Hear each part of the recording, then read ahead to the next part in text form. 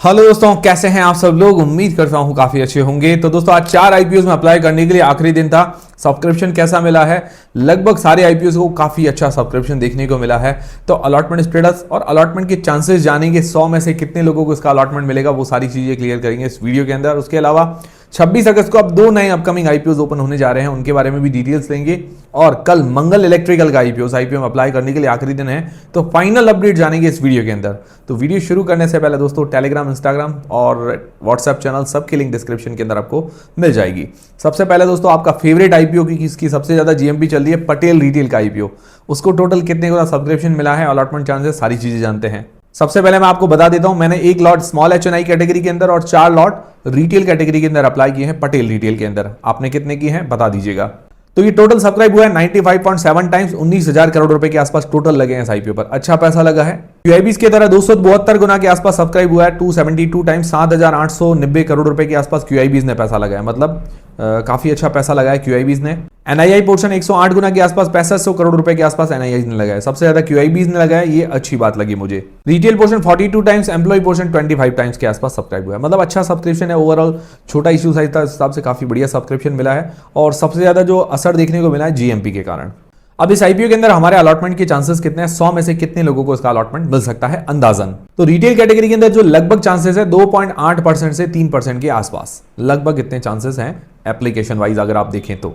Big HNI category के अंदर लगभग 5% और स्मॉल एचएनआई कैटेगरी के अंदर लगभग 1% के आसपास चांसेस बन रहे हैं। तो अब आप देख लीजिए आपने कौन कौन सी कैटेगरी में अप्लाई किया, आपके कितने चांसेस हैं। इसका अलॉटमेंट स्टेटस बिग शेयर की वेबसाइट पर कल 22 अगस्त को फ्राइडे को देखने को मिल जाएगा। और इसकी जो जीएमपी चल रही है 51 रुपीज के आसपास, 20% के आसपास इसकी जीएमपी बता रही है आज की तारीख में। अच्छी बात है। फिर दोस्तों, विक्रम सोलर का आईपीओ, इसके अंदर 1 लॉट मैंने बिग एचएनआई कैटेगरी और 4 लॉट रिटेल कैटेगरी के अंदर अप्लाई किए हैं। बिग एचएनआई इसके अंदर मैंने इसीलिए अप्लाई किया क्योंकि इसके अंदर चांसेस ज्यादा थे, बड़ा इशू साइज था, तो इसके अंदर लगने के चांसेस थोड़े से ज्यादा थे। टोटल ये 54 टाइम्स के आसपास सब्सक्राइब हुआ है और इस पर जो पैसा लगा है 80,000 करोड़ रुपए के आसपास। बड़ा इशू साइज था, बड़ी कंपनी है, तो रिस्पेक्ट भी इतना ही मिलता है। क्यूआईबी पोर्शन 142 टाइम्स 142 गुना के आसपास क्यूआईबी पोर्शन सब्सक्राइब हुआ है। करीब 60,000 करोड़ रुपए क्यूआईबीज ने अकेले लगाया, मतलब काफी अच्छी बात है। जितना मतलब टोटल सब्सक्रिप्शन मिला है इसको, उससे आधे से भी ज्यादा क्यूआईबीज ने लगाया, तो ये काफी अच्छी बात रहती है। इससे लग रहा है कि भाई लॉन्ग टर्म में इसकी अच्छी डिमांड बनी रह सकती है। एनआईआई पोर्शन 50 टाइम्स 16,000 करोड़ रुपए के आसपास एनआईआई ने लगाए हैं। रिटेल पोर्शन लगभग 8 गुना के आसपास सब्सक्राइब हुआ है। एम्प्लॉय पोर्शन 5 गुना के आसपास सब्सक्राइब हुआ है। अब इस आईपीओ के अंदर हमारे अलॉटमेंट के चांसेस कितने हैं? देखिए, रिटेल कैटेगरी के अंदर जो लगभग चांसेस है 15% के आसपास, लगभग बता रहा हूं application wise. Big HNI category के अंदर जो चांसेस है 9% के आसपास, मतलब 100 में से लगभग 9 लोगों को इसका अलॉटमेंट मिल सकता है। स्मॉल एचएनआई कैटेगरी के अंदर लगभग चांसेस है 3% के आसपास। अब आप देख लीजिए आपने कौन कौन सी कैटेगरी में अप्लाई किया है और आपके कितने कितने चांसेस हैं। जीएमपी लगभग 15% के आसपास चल रही है, 50 रुपए पर शेयर की जीएमपी है। बट मैंने आपको बताया था कि मुझे ऐसा उम्मीद है कि 15% से थोड़ा ज्यादा भी मिल सकता है, ऐसा लग रहा है इस कंपनी को देखते हुए। और आपने कितने लॉट अप्लाई किए हैं कमेंट करके मुझे बता दीजिएगा। और दोस्तों, मार्केट कभी ऊपर तो कभी नीचे हो रहा है, ऐसे में ट्रेड करना काफी मुश्किल होता है। कब एंट्री करें, कब एग्जिट करें, ये डिसीजन हम सही से नहीं ले पाते हैं क्योंकि टाइम नहीं है, ना ही हमारे पास गाइडेंस है। तो सही गाइडेंस के लिए एक प्रैक्टिकल सॉल्यूशन है यूनिवेस्ट ऐप, जहां आपको Uni Research SEBI registered RA से एक्सपर्ट गाइडेंस मिलती है। और इस ऐप पर आपको मिलता है short term trading expert recommendation in equity, FNO, commodities. और लॉन्ग टर्म इन्वेस्टर्स के लिए इनके पास टूल है वेल्थ बास्केट। और उसके अलावा आपको रियल टाइम अलर्ट्स भी मिलते हैं टेलीग्राम और यूनिवेस्ट ऐप पर। एंट्री, एग्जिट, स्टॉप लॉस सभी मिलते हैं। और यहाँ पर 40 लाख प्लस यूजर्स का ट्रस्ट है।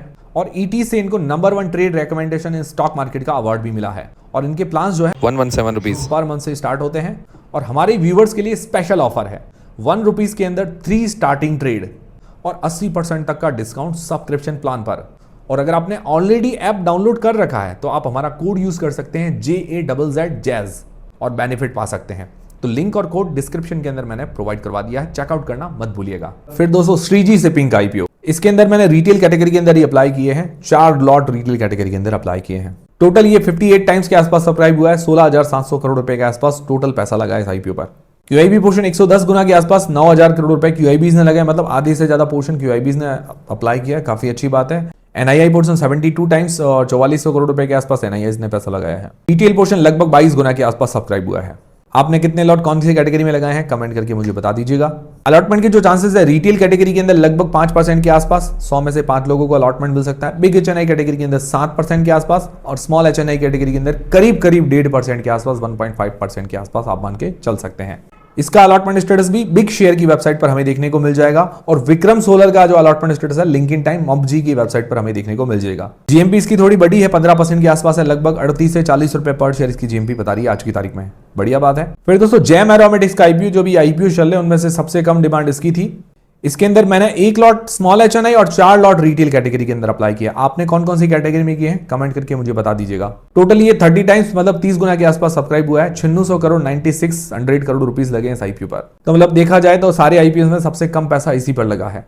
क्यूआईबी लगभग 55 गुना 55 टाइम्स 4800 करोड़ रुपए के आसपास क्यूआईबीज लगाए, मतलब लगभग आधा पैसा लगाया है, अच्छी बात है। एनआईए पोर्शन 45 गुना के आसपास 3000 करोड़ रुपए के आसपास एनआईएस ने लगाए हैं और रिटेल पोर्शन 10 गुना के आसपास सब्सक्राइब हुआ है। अब इसके अंदर हमारे अलॉटमेंट के चांसेस कितने हैं, तो रिटेल कैटेगरी के अंदर 11%, मतलब 100 में से 11 लोगों को, बिग एचएनआई कैटेगरी के अंदर भी 11% और स्मॉल एचएनआई कैटेगरी के अंदर 3% के आसपास चांसेस हैं। अब आप देख लीजिए आपने कौन सी कैटेगरी में अप्लाई किया, लगभग कितने चांसेस बन रहे हैं। इसका अलॉटमेंट स्टेटस कल ही की तारीख में 22 अगस्त को की फिनटेक की वेबसाइट पर देखने को मिल जाएगा। जीएमपी इसकी 8% के आसपास बता रही है, लगभग 30 रुपए पर शेयर की जीएमपी मान के चल सकते हैं। तो सबसे ज्यादा जो पैसा लगा है विक्रम सोलर के आईपीओ पर 80,000 करोड़ रुपए, फिर पटेल रिटेल पर 19,000 करोड़ रुपए, फिर शीजी शिपिंग पर 16,700 करोड़ रुपए और फिर जेएम एरोनॉटिक्स पर 9,600 करोड़ रुपए। आपने कौन कौन से आईपीओ में अप्लाई किया है? मैंने सभी आईपीओ में अप्लाई किया। फिर दोस्तों मंगल इलेक्ट्रिकल का आईपीओ, उस पर हमारा फाइनल अपडेट क्या है, मतलब अप्लाई करना चाहिए नहीं करना चाहिए। देखिए सारी चीजें मैं आपके क्लियर करूंगा, डिसीजन आपको अपनी रिस्क अपना एनालिसिस लगा के ही बनाना है और लिस्टिंग गेन्स के हिसाब से सबसे पहले जान लेते हैं। तो सबसे पहले जीएमपी अगर देखें तो जीएमपी सिर्फ 5% के आसपास चल रही है, मतलब बहुत कम डिमांड है। यहाँ पर मैं 0 पॉइंट देना चाहूंगा। 5% मतलब लगभग 29 रुपए पर शेयर की जीएमपी मान के चल सकते हैं। सब्सक्रिप्शन इसका 1.98 टाइम्स टोटल 2 दिन के अंदर सब्सक्राइब हुआ है, मतलब ठीक ठाक सब्सक्रिप्शन है। तो यहाँ पर मैं आधा पॉइंट देना चाहूंगा, इतना ज़्यादा इसको सब्सक्रिप्शन देखने को नहीं मिला है। एंकर लिस्ट इसकी ठीक ठाक आई है, मतलब खराब नहीं है, आधा पॉइंट एंकर लिस्ट के अंदर हो जाता है।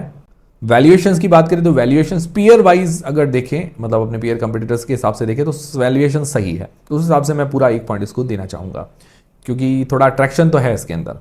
तो 4 में से लगभग 2 पॉइंट बन जाते हैं, तो मतलब 2 पॉइंट है तो न्यूट्रल रेटिंग आ रही है इसकी। तो कल हमें क्यूआईबीज का सब्सक्रिप्शन भी देखना चाहिए, ओवरऑल कैसा रिस्पॉन्स आता है वो हमें देखना चाहिए। ज़्यादातर लोग तो जीएमपी सिर्फ देखते हैं, बट मैंने ये 4 पैरामीटर्स बताए, अगर आप क्यूआईबीज का सब्सक्रिप्शन भी देखेंगे तो थोड़ा बहुत आपको हिंट आ जाएगा। अभी ओवरऑल डिमांड जो है ना तो ज़्यादा कम है और ना ही इतनी ज़्यादा है, मतलब न्यूट्रल आप कह सकते हैं। पर्सनली कल मैं भी क्यूआईबीज का सब्सक्रिप्शन देख के ही अप्लाई करूंगा। फिर लॉन्ग टर्म के हिसाब से जो लोग अप्लाई करना चाहते हैं तो पॉजिटिव्स और नेगेटिव्स दोनों ही देख लेते हैं।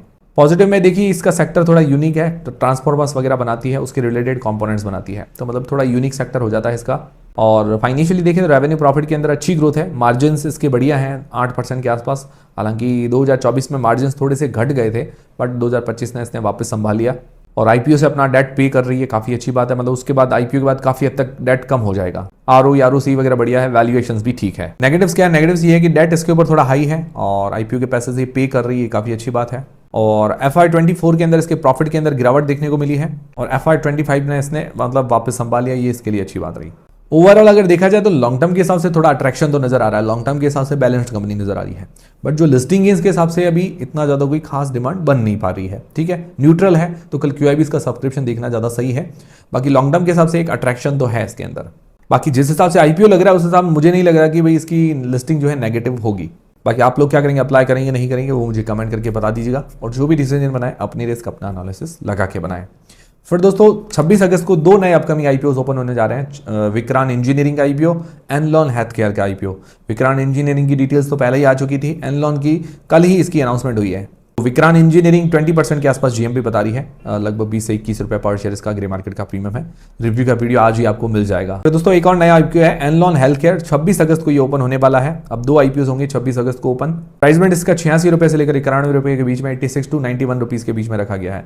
फेस वैल्यू 10 रुपए पर, मतलब काफी अट्रैक्टिव इसका प्राइस बैंड नजर आ रहा है। और अभी रिसेंटली मैंने देखा है कि लगभग 100 रुपए के आसपास प्राइस बैंड लेके आ रहे हैं, क्योंकि डिमांड मतलब जो है कम बन रही है। इस कारण क्या है कि लोग कुछ अट्रैक्शन पैदा कर रहे हैं, काफी अच्छी बात है। 164 शेयर्स का ये लॉट है और जीएमपी वगैरह अभी ओपन होना बाकी है। हेल्थ केयर सेक्टर से एपीआईज मैन्युफैक्चर करती है, एपीआईज एक्टिव फार्मास्यूटिकल इंग्रेडिएंट्स होते हैं।